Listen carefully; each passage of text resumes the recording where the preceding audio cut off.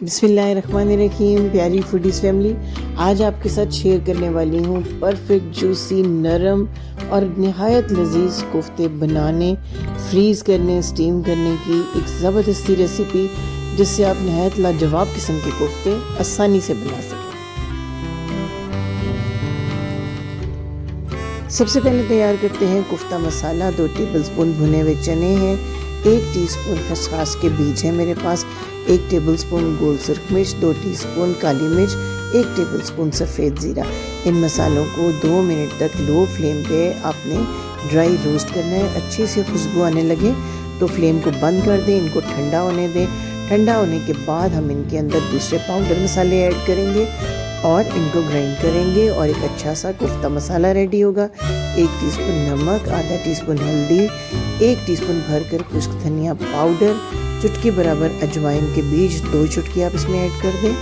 और इसके बाद आपने ऐड करना है जायफल और जावित्री का पाउडर, ½ टीस्पून के बराबर। ½ केजी बोनलेस की रेसिपी दे रही हूँ। 1 चुटकी बराबर इलायची का पाउडर आपने बहुत अच्छी खुशबू के लिए ऐड करना है। ½ टीस्पून ताज़ा पिसा हुआ गरम मसाला। इन सबको ग्राइंड करके एक साइड पे रख लें। दूसरी तरफ चॉपर में 4 अदद हरी मिर्चें, 2 टेबलस्पून धनिया के पत्ते और 2 ही टेबलस्पून पुदीना के पत्ते ले लिए हैं। रफली कटी हुई एक छोटी प्याज है। अब ये चिकन थाई के बोनलेस पीसेस हैं, ½ केजी से थोड़े से ज़्यादा, 600 ग्राम ये बोनलेस है। ये ऐड कर दिया है मैंने इसके अंदर चॉपर के। 1 टेबलस्पून भरकर नींबू का जूस, एक बड़े नींबू का जूस इसमें ऐड कर दीजिए। इसमें अदरक का पाउडर ½ टीस्पून, लहसुन का पाउडर ½ टीस्पून ऐड कर रही हूँ। पेस्ट की निस्बत पाउडर्ड लहसुन अदरक जो है ज़्यादा अच्छा फ्लेवर देता है कोफ्तों को। 2 टेबलस्पून भर के अपने घी या पिघला हुआ मक्खन इसमें ऐड करना है। अब तमाम मसाले जो हमने भून के ग्राइंड किए थे उनको इसमें ऐड करके 1 मिनट की चॉपिंग देनी है। अभी ये थोड़ा दरदरा सा मोटा मोटा पिसा है। इसके अंदर 2 टेबलस्पून तली हुई ब्राउन प्याज आपने ऐड करनी है। मैं रेडीमेड प्याज यूज़ कर रही हूँ। मज़ीद 2 मिनट तक अच्छी सी चॉपिंग देने के बाद बेहतरीन खुशबूदार और इंतहाई मुलायम पेस्ट हमारा तैयार हो चुका हुआ है कोफ्तों के लिए। अभी हमने 2 मिनट तक हाथों से अच्छी तरह इसको मसलना है। जितना अच्छा आप इसको मसलेंगे उतनी बाइंडिंग मजबूत होगी और आपके कोफ्ते बहुत सॉफ्ट तैयार होंगे। हम इनको फ्राइंग के बगैर तैयार करेंगे। बहुत अच्छी करी बनाने की रेसिपी भी आपको दूंगी। कोफ्ते बनाने के लिए थोड़ा सा हाथों पे ऑयल लगाएं और जितने साइज़ के कोफ्ते आपको पसंद है आप बना सकते हैं। मैंने बड़े साइज़ के 14 कोफ्ते इस बैटर से तैयार किए हैं। देख सकते हैं आप, इस तरह अच्छे तरीके से रोल कर लें ताकि इनके अंदर कोई क्रैक्स वगैरह ना हो। ये बैटर इतना अच्छा तैयार होगा। अपने मसालों की रेशो का पूरी तरह ख्याल रखना है। 600 ग्राम बोनलेस के मसाले मैंने आपको बताए। अगर आप ज़्यादा क्वांटिटी चाहते हैं तो आप ज़्यादा मिकदार में भी इसी तरह मसालों को बढ़ा सकते हैं। अब जिसको स्टीम करने का आपको तरीका बताती हूँ। एक खुले बर्तन में पानी ले लें। गर्म होने लगे पानी तो आम जो ये स्टीम वाली जाली अवेलेबल होती है बाज़ार में, इसको रखें। जब भाप निकलने लगे पानी की तो कोफ्तों को इसके ऊपर रखें और ऊपर से किसी चीज़ से कवर कर दें इनको। 3 मिनट तक आपने एक साइड से इनको स्टीम देनी है और 3 ही मिनट में उलट कर दूसरी साइड से देनी है स्टीम। अब देखिए ये कोफ्ते रखने के बाद मैं इसको कवर कर रही हूँ।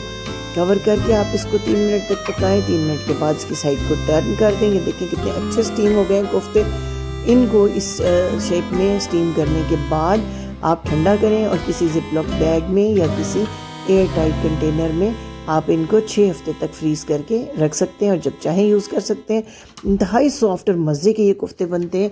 करी का भी बहुत ही अच्छा तरीका, बड़ा आसान तरीका आपको बताती हूँ किस तरीके से आप बहुत अच्छी करी और बड़ी स्मूथ करी तैयार कर सकते हैं। ये कोफ्ते हल्की पतली ग्रेवी के साथ बनाए जाते हैं और आमतौर पर इनको बॉयल चावलों के साथ सर्व किया जाता है। ग्रेवी के लिए मैंने ½ कप कुकिंग ऑयल में 1 बड़ा टेबलस्पून डाला है लहसुन अदरक का ताज़ा पेस्ट।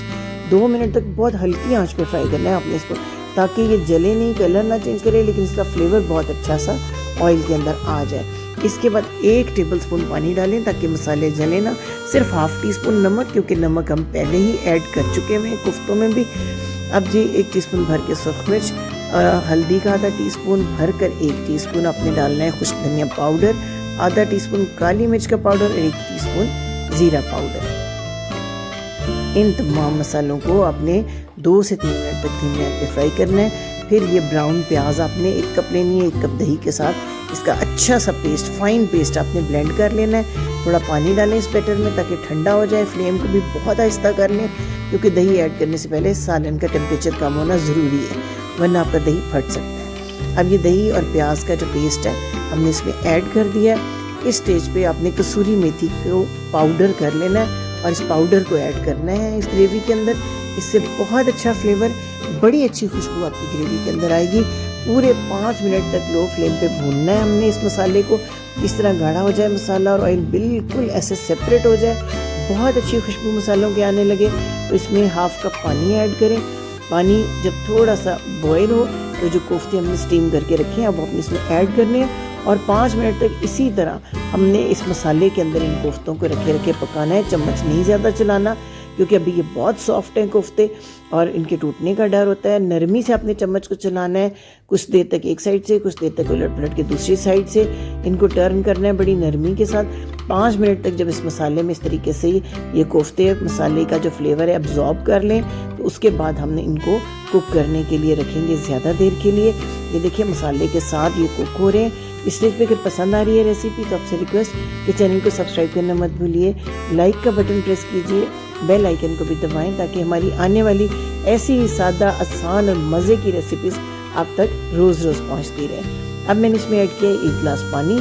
जितनी आपको ग्रेवी चाहिए उस हिसाब से पानी ऐड करें और पूरे हमने 10 से 12 मिनट कुक करना है। जब अच्छी तरह कुक हो जाएंगे ये कोफ्ते तो जिस तरह पानी में डूबे हुए इस तरह नहीं होंगे बल्कि फ्लोट होकर ऊपर आ जाएंगे।